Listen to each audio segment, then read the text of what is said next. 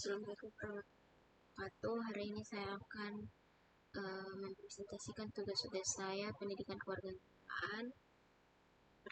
Pembahasan saya itu yang saya bawakan adalah identitas nasional, integrasi nasional, konstitusional, kewajiban dan hak, dan demokrasi penegakan hukum. Yang pertama, saya itu akan membawakan identitas nasional. Identitas nasional adalah kepribadian nasional atau jati diri nasional yang memiliki suatu bangsa yang membedakan bangsa yang satu dengan yang lainnya. Identitas nasional dalam konteks negara tercermin dalam simbol-simbol kenegaraan seperti Pancasila, identitas nasional Indonesia. Yang pertama, bahasa nasional atau bahasa persatuan yaitu bahasa Indonesia. Kedua, bendera negara yaitu sang merah putih. Ketiga, lagu kebangsaan yaitu Indonesia Raya. 4, lambang negara yaitu Pancasila. 5, hukum. Penerapan tentang identitas nasional harus tercermin pada pola pikir, pola sikap, pola tindak yang senantiasa mendahulukan kepentingan bangsa dan negara dari kepentingan pribadi atau kelompok. Dengan kata lain, identitas nasional menjadi pola mendasari cara berpikir, bersikap, bertindak dalam rangka menghadapi berbagai masalah menyangkut kehidupan bermasyarakat, berbangsa, dan bernegara. Kedua, kita masuk ke integrasi nasional. Integrasi nasional berasal dari bahasa Inggris yaitu integration, yang berarti kesempurnaan atau keseluruhan. Integrasi nasional adalah usaha dan proses pemersatuan perbedaan-perbedaan yang ada pada suatu negara sehingga terciptanya keserasian dan keselarasan secara nasional.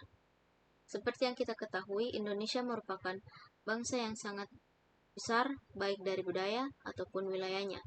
Di satu sisi, hal ini membawa dampak positif bagi bangsa karena kita bisa memanfaatkan kekayaan dalam Indonesia secara bijak atau mengelola budaya-budaya yang melimpah untuk kesejahteraan rakyat.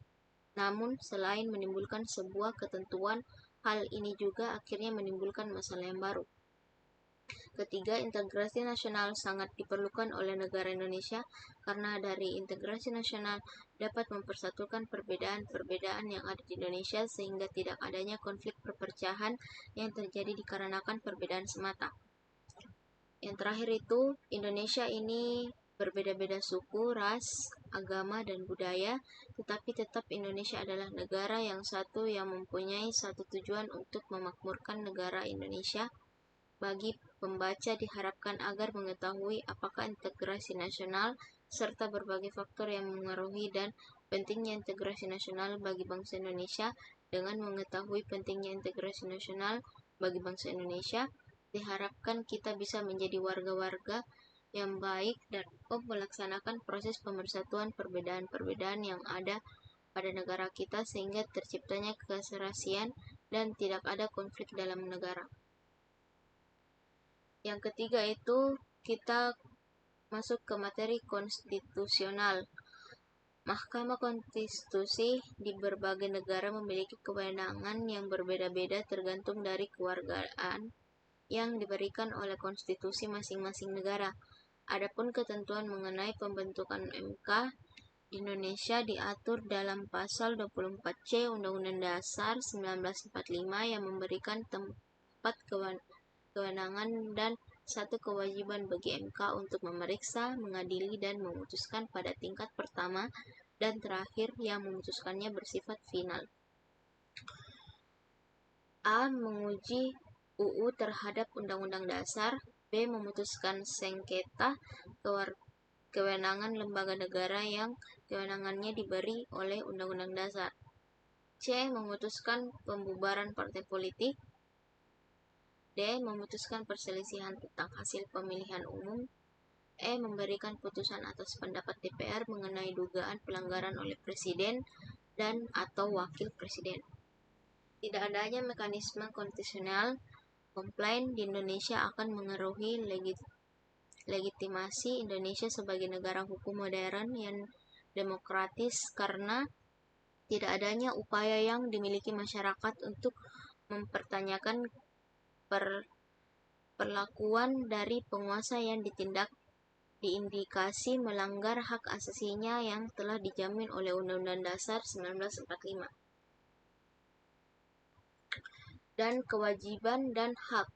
Pengertian kewajiban warga negara adalah semua yang bersifat harus dilakukan warga negara sehubungan dengan kedudukannya sebagai anggota dari organisasi bernama negara yang diterapkan berdasarkan undang-undang.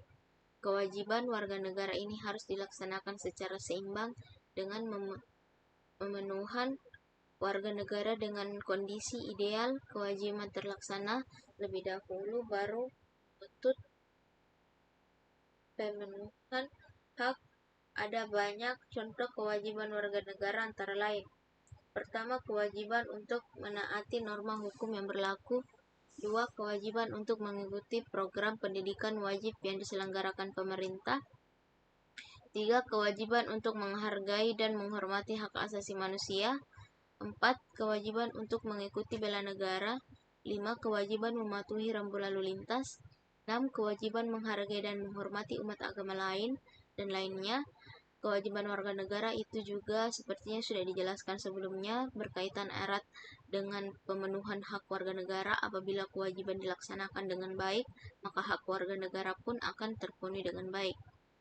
Contohnya, hak warga negara untuk mendapatkan fasilitas kehidupan yang layak harus diimbangi dengan kewajiban membayar pajak, atau hak warga negara untuk diperlakukan sama di hadapan hukum harus seimbang dengan kewajiban untuk menghargai dan mematuhi norma hukum. Terus, dekompresi. Berbagai faktor terbukti berpengaruh terhadap kualitas hidup penyelam tradisional penderita penyakit depresi adalah riwayat penyakit. Kita masuk ke penegakan hukum. Penegakan hukum adalah proses dilakukannya upaya untuk tegaknya atau berfungsi norma-norma hukum secara nyata sebagai pedoman perilaku dalam suatu hubungan hukum dalam kehidupan bermasyarakat atau bernegara. Dalam hal ini, pada kasus banyak sekali kasus prostitusi online yang menyangkut artis dan mucikari dalam penegakan hukum secara nyata telah dilakukan oleh negara melalui alat atau aparat penegak hukum. Faktor-faktor yang menjadi penghambat penegakan hukum terhadap prostitusi online sebagai tindakan pidana terdiri dari faktor hukum, faktor penegak, faktor sarana dan fasilitas dalam penegakan hukum, faktor masyarakat atau faktor budaya, kurangnya mekanisme kontrol dari komponen peradilan pidana dalam setiap proses pemeriksaan perkara penegak hukum yang kurang unit dalam institusi